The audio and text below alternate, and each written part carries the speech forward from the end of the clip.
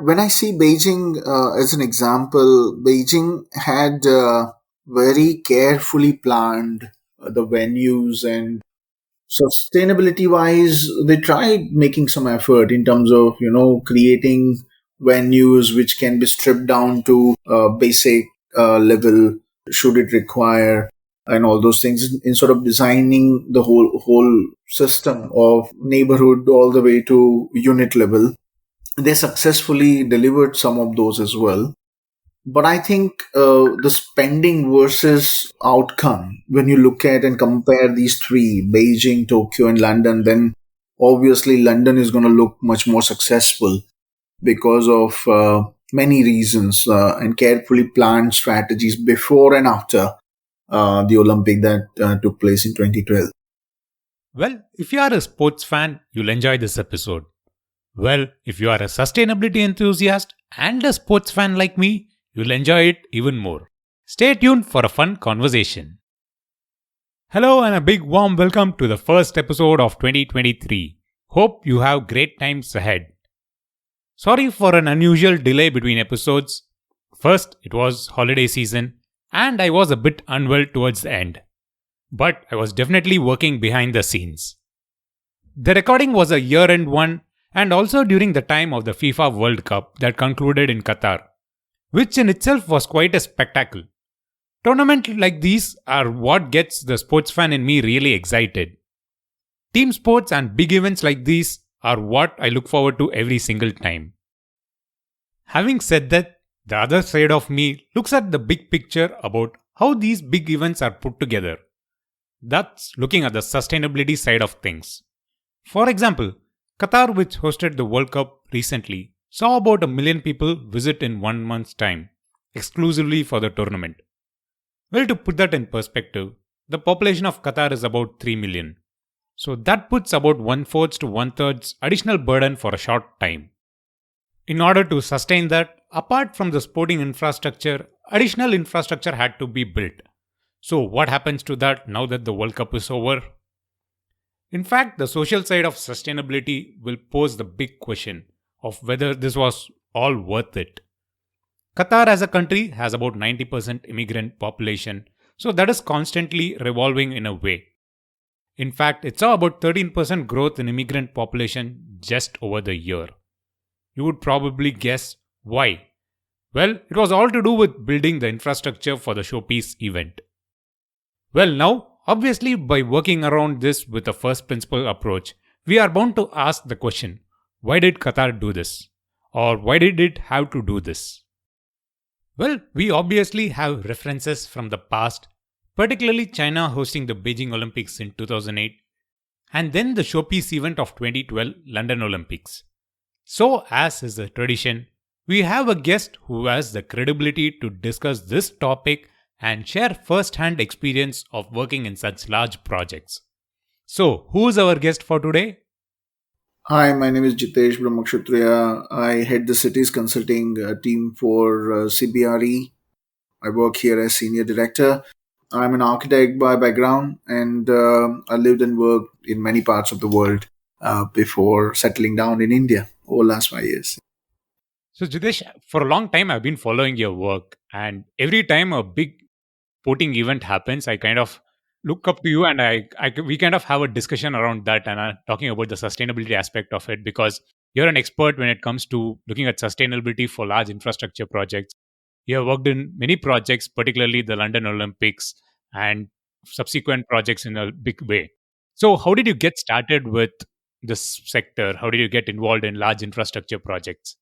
That's been a journey, Girish. And when I started my career, my first project was quite sustainability driven in Hyderabad, and that actually driven me towards looking at sustainability as part of the design process. And when more and more I got involved with projects, I realized that actual impact happens at a larger scale, and that's where putting all the efforts could positively make some good contribution as a professional in the sustainability aspect. So yes, then focus shifted towards large master planning and infrastructure projects. Hmm. And luckily, as part of that process, London Olympics happened as one of the projects during that time.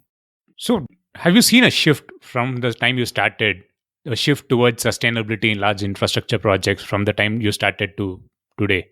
Do you see a big shift in the space?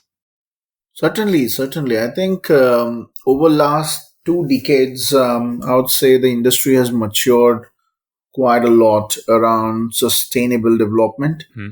When I started, I think it was more to do with solar panels and rainwater harvesting, and those all were the passive design and all were more of sustainability principles that people used to follow.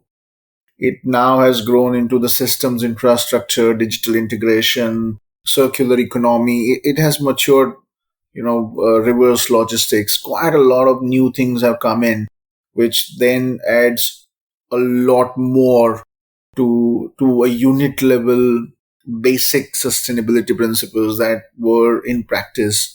Those were in practice somewhere around early 2000, right? Correct. Now, when you talk about large infrastructure projects like Olympics, I mean, a big part of the entire project is the development phase, right? From a time when the country or the city wins the bid to host an event like the Olympics, or even for that matter, the World Cup, which concluded recently. I mean, there's a lot of development activities that go behind the scenes, right? From conceptualization to then delivery. So, from your experience, you have been involved in the London Olympics. So, what really goes behind the scenes before the country or the city actually gets awarded the project or the Olympics or any large event? The bid approval happened when actually I started working my first job in UK around 2004, end of 2004. That time the bid process was already getting evaluated, and London was awarded, I think, in 2005, if I'm not wrong. That 2012 happened, so it's a 7-year journey, and they did not must have not forecast the recession right in the middle of it as well. So a lot of things Correct. happen, a lot of dynamism around that, a lot of fluidic responses, if you like. But the commitment, I think, that is the main thing. Not pulling out, not finding any shortcuts.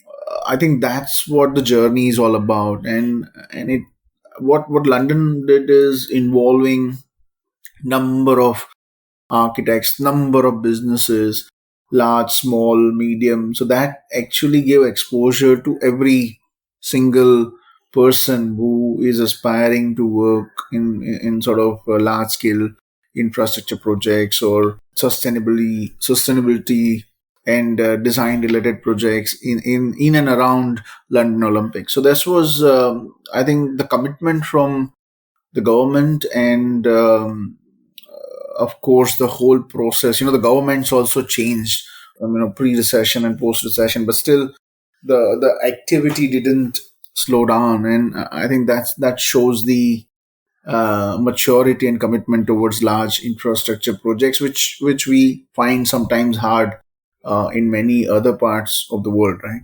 That was the main thing.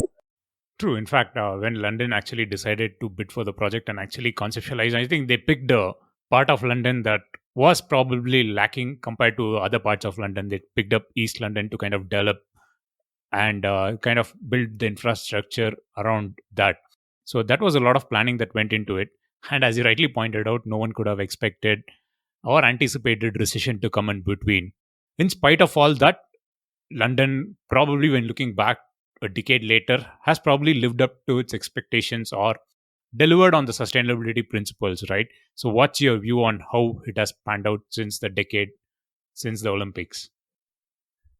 My recent visit, I about 4 years back, I visited this venues when I visited London, and it looks quite refreshing. I mean, a lot of new. It's a new community or regenerated community already in place. People are using the sports venues much frequently. The schools are, using these areas, and I think this helps the next generation to build well in the sports arena, right? the trainers or the coaches who are ex-Olympians are part of this whole process. And I think this whole journey that now is unfolding as legacy of Olympic 2012 is quite positive in terms of the next generation coming up, and you can see now in the next or following Olympics the scale of the wins and medals and all the things that we see from UK. I mean, it's going up and up, right? I think these venues Correct. help in terms of creating better sportsmen, right? Sports person out of the next generation. So that's there. The other thing which I felt was quite refreshing was this whole area is running on zero waste, is running on zero discharge, and they saved about, I mean, that's what I was reading recently in a report, 400,000 tons of carbon dioxide waste management. And I think that's quite a significant milestone for a city. And London has always been ahead of the curve when it comes to sustainability. So this adds up to that standard that they're looking at, developing further net zero and other stuff. This contributes to that journey. So it's a very positive feeling to be on that side. True. The positive knock on effects of kind of creating the infrastructure for athletes to kind of train and perform better is definitely visible in the subsequent games. Britain has performed well and kept the momentum that it gained in 2012.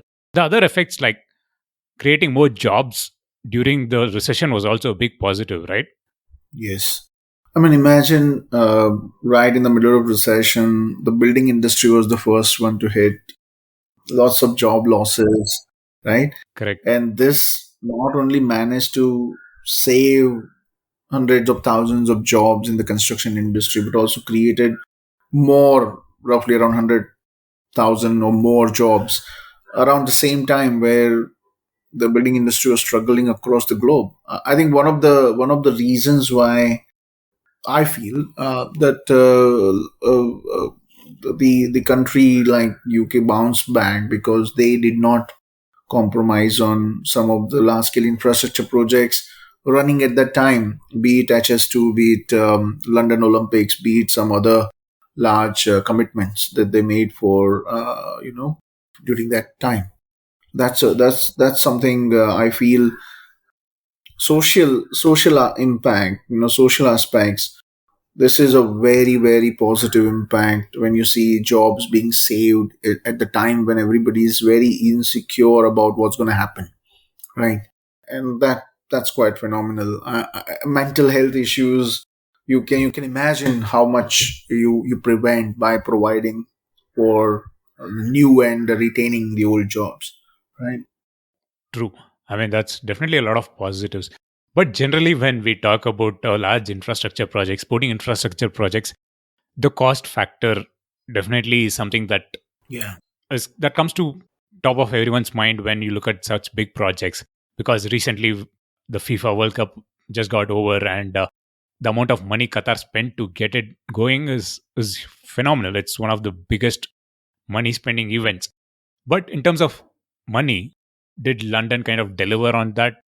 Or how should we generally pursue the investment that's made into large infrastructure projects like these? Yeah. I think when we look at this kind of project, right? First is the assumption of how much you're going to spend, right? To what actually you end up spending. And if you look at all the Olympic projects, you will notice that the prediction of how much a city wanted to spend or a country wanted to spend versus what they ended up spending. There's a huge difference. They're like two times, three times, four times, and London is no exception, right? Correct. They ended up spending a lot compared to what it was originally planned for. And but when you look at the overall, 10 years down the line, they made up the whole investment as well. Just about maybe break even or more now, but certainly it takes time. I would say, a large infrastructure projects where you are spending 10 billion or more in terms of US dollars, that will definitely gonna take at least a decade or more to find somewhere, in the middle, 10 years, 15 years down the line, you might probably see the positives in terms of economic gain. Right. So yeah, it's a very large commitment when it comes to the investment part, when it comes to the spending part, and no events are exempted from that. No large infrastructure projects are exempted from that. And I think, be it sports or any other large infrastructure projects, it is bound to take some time to recover what's spent in the large infrastructure project. Yeah. Fair, because I think a large chunk of the investment goes into public infrastructure.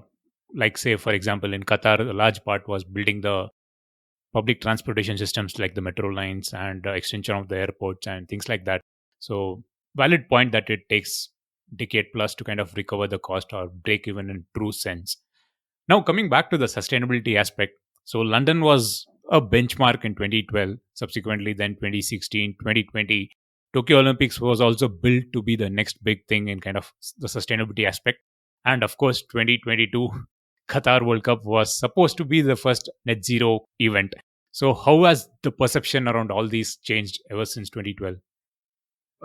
More I see it, more, at least an attempt is being made, right? In the name of publicity, in the name of marketing, whatever we call it. But people are making attempt, and some are more serious about that attempt. Some are more looking it from marketing and tourism point of view. But at least the attempt is being made, right? I mean, that's positive outcome. Beijing, the Tokyo one, Beijing, I'll come back, but Tokyo one, I feel had a positive of using the same venues they built in the previous Olympic that happened in Japan, right? Correct. So a lot of these venues were recycled and made to suit to the new events and new standards, etc. And which actually is a circular design approach, right? You're not discarding the infrastructure and starting from scratch. That is a positive of sustainability side, right? But if you look at Tokyo, I think again a very unique situation happened in the pandemic. Tourists couldn't visit it, so it has more financial burden compared to what London faced, right? It's very hard to compare. Correct.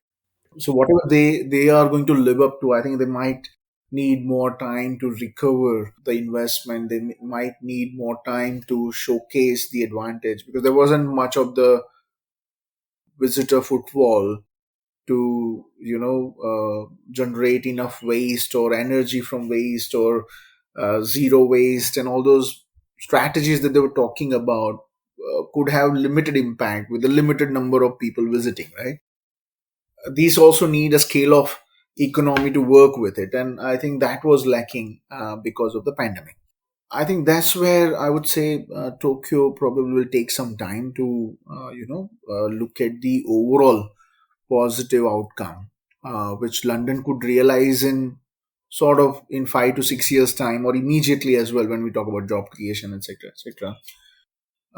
Tokyo will take a little bit of more time, right? You did mention briefly about Beijing. So, Yeah, I think Beijing. What when I see Beijing as an example, Beijing had very carefully planned the venues and legacy around that. So if you look at the China part now, right, their entire Olympic gymnasts or sports people or athletes or whatever we call it in different parts of the world, they are getting trained progressively in these venues, and the schools are sort of attached to all these venues. They have a large tourism industry. I think now, probably because of the COVID and all, they might be facing some challenge, but their venues were also open for international events, as etc. Right. So I think that also creates a lot of cash flow for them. sustainability wise, they tried making some effort in terms of creating venues which can be stripped down to basic level, should it require, and all those things, in sort of designing the whole sort of system of neighborhood all the way to unit level. They successfully delivered some of those as well. But I think the spending versus outcome, when you look at and compare these three, Beijing, Tokyo, and London, then obviously London is going to look much more successful because of many reasons and carefully planned strategies before and after the Olympic that took place in 2012. That is correct. You didn't mention about Beijing, but are there any other examples that are on top of your mind when you look at sustainability in sporting infrastructure projects? Yeah. I mean, you were talking about Qatar, and I was about to mention that as well. When we look at Gulf countries, specifically talking about net zero and investing time and energy in that, that's a very positive sign for entire world, right? Where there is no restriction of gas and oil and all at this stage, of course, but still they are thinking of net zero, net positive environment. That is something I feel was a step forward when we talk about Qatar, right? And that will set a good benchmark for many other sporting events that may take place now till India is also talking about Olympic bidding and all.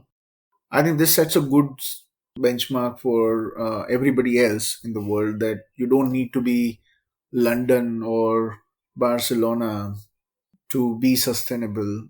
Any part of the world can contribute to that if we plan well, if we design well, and if we plan before as well as the after events, right? And I think this sets a good framework, right? So, good message around being sustainable when it comes to large sports infrastructure projects. Well, you didn't mention about India. So finally, I have to ask you this question. India back home is kind of has always been thinking about bidding for projects. The 2010 Commonwealth Games was a big event in India, and a large part of the investment has gone into that, and especially creating the infrastructure in Delhi.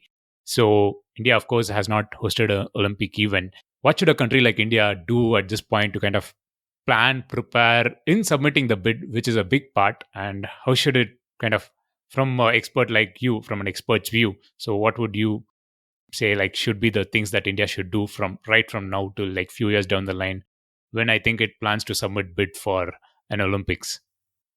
It's a big country, right? So first of all, they need to figure out where exactly the events would need to take place. Otherwise, it will be like overall very confusing and very complicated for all the sportsmen, right? Sports people, and of course the other staff or tourists visiting for that. Correct.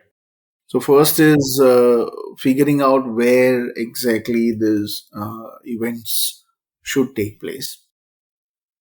Second is how then do the gap analysis. So first you define where you want to do it, then you do a proper gap analysis in terms of where we stand in terms of the city's infrastructure, in general infrastructure terms, Hmm. and in sports infrastructure terms.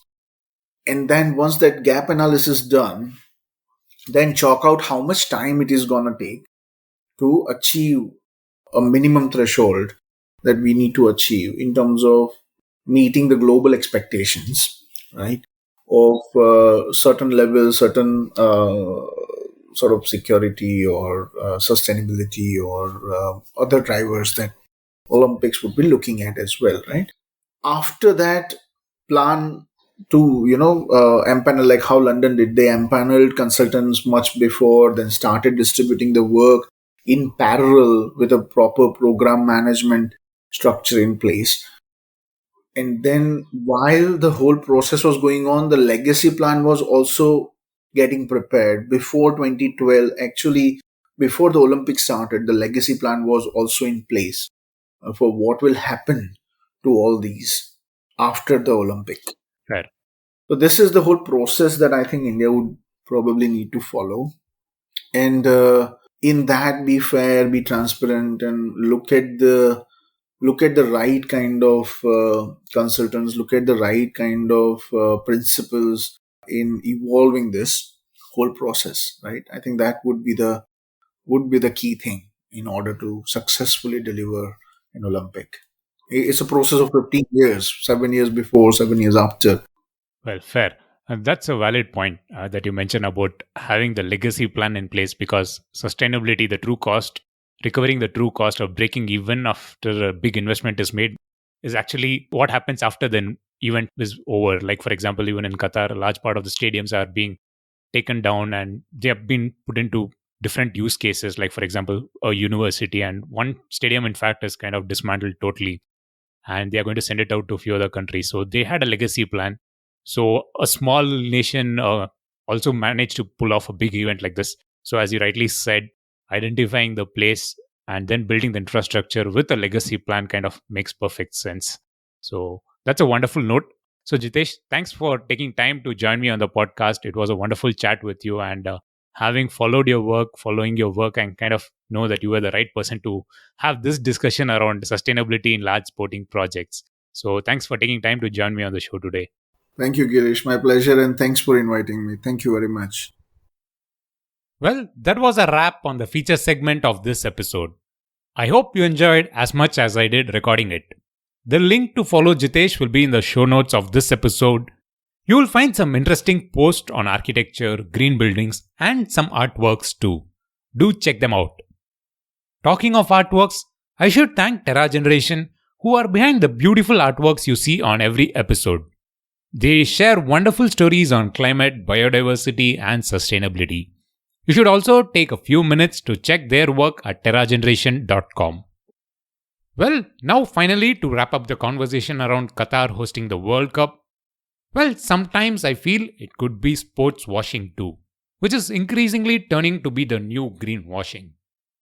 Well, we will not deviate into greenwashing on this episode, but I will leave you with links to another podcast episode.